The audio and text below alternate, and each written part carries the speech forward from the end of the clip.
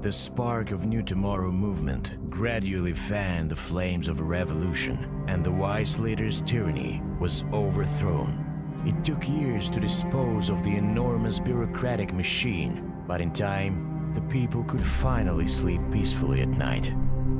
Freedom of speech and the right to privacy were the first entitlements the new democratic government restored, and every official that misused his or her position was arrested and locked up in the jail cells previously occupied by political prisoners. Although the revolution took many honest lives as well, one can't make an omelet without breaking a few eggs, right? Unexpectedly, each party having an ultima ratio turned the tables. Both sides were afraid to use it. But the fear of the enemy using the nuclear club was even stronger. That led to the cooldown of military operations. Several decades later, a reluctant peace was made. Though not at once, both countries managed the economical conversion. But the search for external enemies never ceased completely. Carl and his family made it across the border, where they found friendly smiles, clean streets, and beautiful blue skies. As soon as they stopped worrying about their lives, they realized living without constant supervision was not only possible, it was liberating.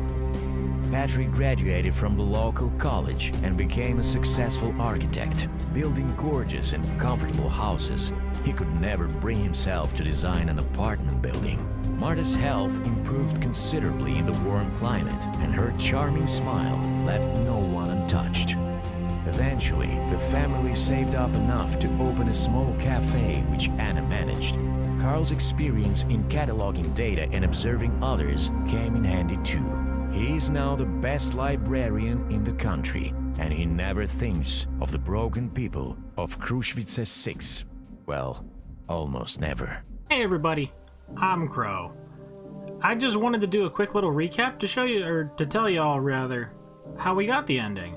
I managed to save my family, I sided with the revolutionaries, and I got the atomic blueprints from the scientist, Wallner, and I gave it to the spy guy, and then I used the fake passports that he gave me to give them to the people who are living here now, and they work in immigration offices and they said they would help me. So for $45,000, using those fake passports, they can make us passports that'll get us to South Berea with our son. Our son only made it to South Berea because this time, because I managed to get him into his university, he kept going out with the daughter. I thought maybe with like the college education he'd be smart enough to know the difference between North Berea and South Berea, but it turns out that his girlfriend was the professor's daughter there, and they were going to South Berea. He just tagged along with them, and it cost him $10,000 to go with him. So you send him happily down there. Everybody that ever moved into here was arrested or killed, or left on their own or whatever. There is nobody else I can move into here. Oh, I guess somebody actually showed up right at the very end. Either way, once I found out that you could take the belongings of the people by the front door, you make astronomical amounts of money. Whenever the money checks came up for saving my daughter and saving my son, I paid for them when they first asked. I stopped blackmailing people. I would easily have over 100,000. And look at our inventory.